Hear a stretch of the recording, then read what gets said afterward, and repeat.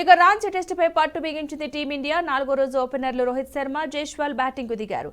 Wicket పడకుండా నిలకడగా ఆడుతున్నారు. తొలి ఇన్నింగ్స్ లో ఆధిక్యం కోల్పోయిన టీమిండియా సెకండ్ ఇన్నింగ్స్ పై ఫోకస్ చేసింది.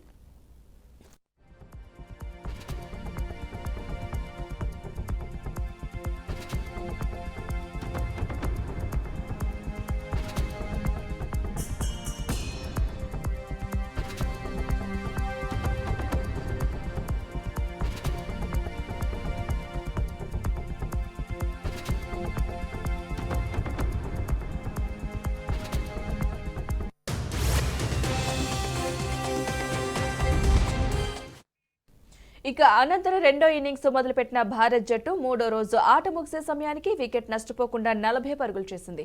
ఓపెనర్లు రోహిత్, జైస్వాల్ క్రీజ్ లో ఉన్నారు. ఇక రికార్డుల విషయానికొస్తే స్పిన్నర్ అశ్విన్ టెస్టులో 5 వికెట్లు తీయడం ఇది 35వసారి. కుంబ్లేతో సమంగా నిలిచిన రవిచంద్రన్ 99 మ్యాచ్ల్లో ఈ ఫీట్ సాధించగా కుంబ్లే 132 టెస్టులు తీసుకున్నాడు.